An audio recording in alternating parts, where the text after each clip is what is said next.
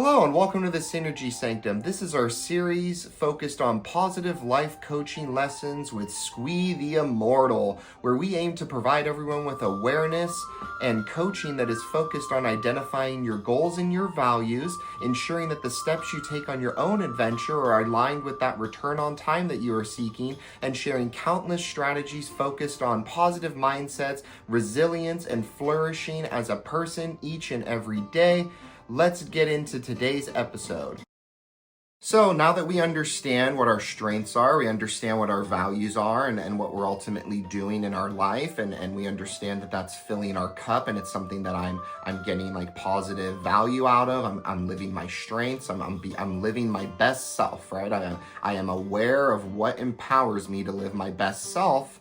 What's next, right?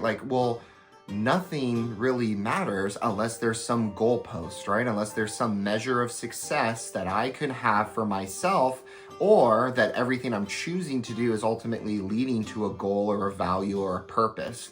So I want to bring awareness now to a book that was written by Victor Strecher, and it's called Life on Purpose. And Victor takes apart lots of research and analyzes basically like what is it to have meaning and purpose in life, and how can any individual, no matter who they are or what their experiences are, how can they begin to identify and align with what their purpose is, and that purpose to be something that every day is filling their cup because they're being driven by something higher than just a specific result. So to begin this reflection, it's important to understand what's important to me. What do I value? What matters to me, right? Is there some long-term goal that I have? Is there something that I would like to be doing that I don't get to do? And why, right? Like, why is this my goal? Why is this important for me right now?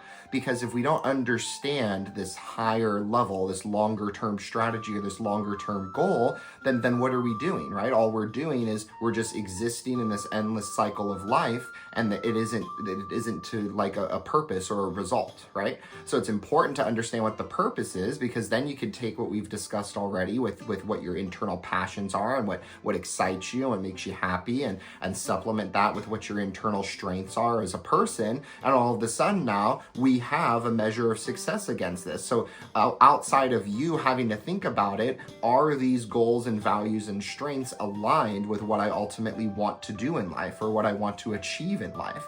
Because if they're not, then why are we doing it? That's not a good return on time, and it's not aligned with like what's gonna ultimately lead to you having success and purpose and feelings of happiness and flourishing. So as we've talked about before, everybody has these unique experiences. You have these unique things that are making you who you are and who you are as a person, what you value and all of that. Each of you as an individual has a unique purpose as well.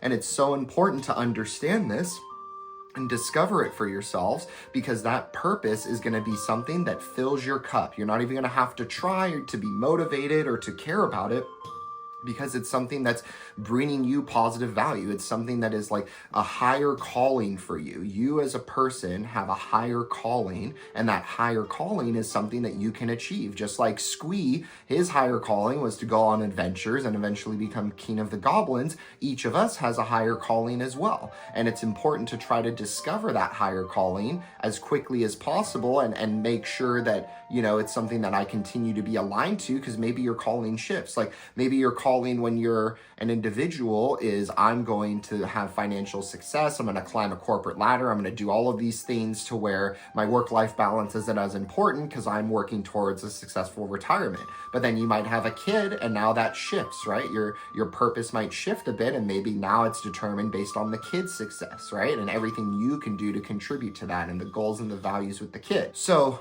purpose has been scientifically proven, like identifying your purpose and living towards that purpose has been scientifically proven to bring many health benefits, as well as help you build resilience against setbacks. So if there's setbacks or obstacles that are happening in your life, and you have a purpose that's leading towards this path, the setbacks and obstacles don't hurt as much because you're driven by overcoming them to this purpose that you've committed to and that you've self-reflected on and that you are aligned with now. This entire idea of a life's purpose eases obstacles and having to cope with life's challenges. So if I'm driven by helping others and I'm going in every day with this higher calling to help others, if I have a challenge or an obstacle, as long as I'm still helping others, it technically doesn't hit as much for my own mental state and health. And the bigger thing here as well is that the passion and the drive to achieve this purpose and the measures of success that you're able to keep for yourself along the way